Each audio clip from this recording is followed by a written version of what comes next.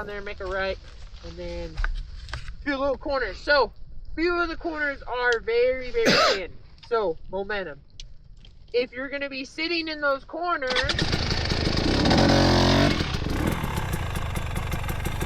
so sitting position for the sand, not quite, you know, super far forward, but not quite back here, right? To where your arms are extended and that front end is just going wherever it wants. Let's say here's my sitting spot that we taught you at the front. How far did I move back? An inch. An inch. Just that little bit. Just to help take a little bit of weight off that front end, but not all the weight. Because if you take all the weight, now when you're going into those corners, it's going to act as a dozer. It's just going to doze straight. It's not going to turn good. It's going to bury it. And obviously, you won't get that front end to turn. So, obviously, having too much weight on that front end, what's going to happen? It's going to shovel that sand. It's going to dig pretty quick. Now, for the corners, not so much going super fast. We're just here to practice the technique that we've been teaching all day. Standing on the straightaways, you can sit for the corners, but try and sit before you get to the corner. That way you're not sitting in that corner, upsetting the balance of the bike. Just because at a beginner to intermediate level, sitting at that corner, in the corner, you could push too much on your inside peg as you're sitting. Now, the bike's gonna get all crazy on you. So that's why we always just say, sit before that corner, get into that sitting position that I just showed you, keeping your elbows open wide, chest open, so you have that mobility and control over that front end. Not down here, tucked in with the bar, so then anything that front end does, your whole body follows it, okay?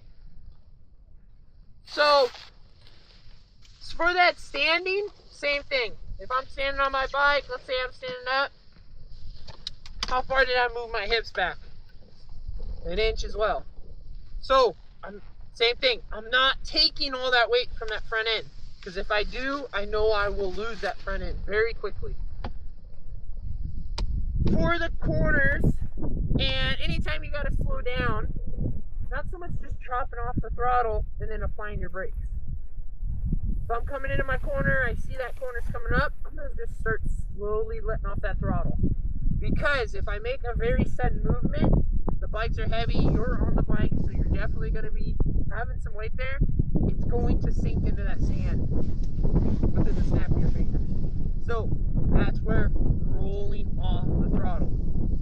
Now for those corners, like we have, can't see it quite, but it's up here.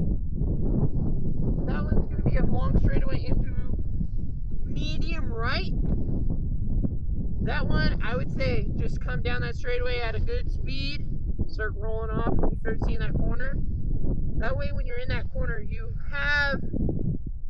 at a speed that if you need to give it throttle to get that bike up on top of that sand, you can. Obviously, you're coming in fast to that corner, and you're already freaking out, you're gonna give it gas. Probably not, right? Because you're like, oh man, I'm already going at a high speed.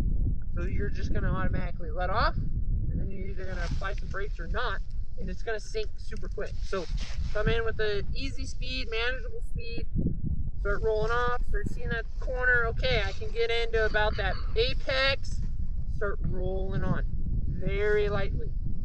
In that sand, if you just gas it from a get-go, what's going to happen? It's going to start sinking. That bike's going to just keep sinking and sinking and sinking. So, coming out of those corners, don't see, all right, I'm on a straightaway, let me just gas it. No, start rolling in. Because if you just gas it and that bike starts sinking into that sand, you're just going to work 10 times harder to get that thing out of there. So keep your momentum flowing through the corner, down those straightaways. Think of it as a boat on water. You let off the throttle, those boats dip into the water, and then they gas it again, then they gotta fight and come back out.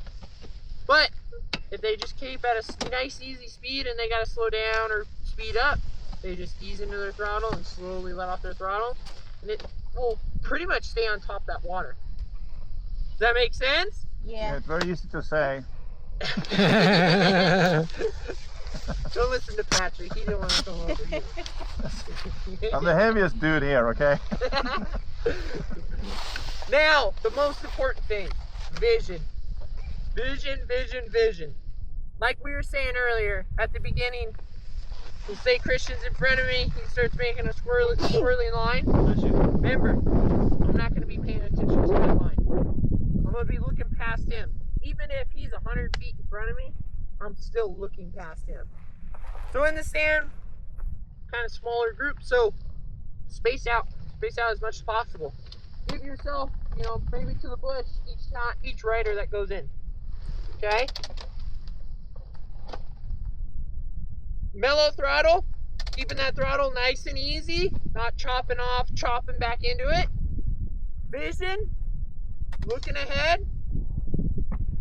If you're standing, get those hips back that inch, get that leverage. Leverage over the rear end. Keeping your chest towards the front of the bike, over those bars, right? Don't take all that weight off that front end. Are we ready?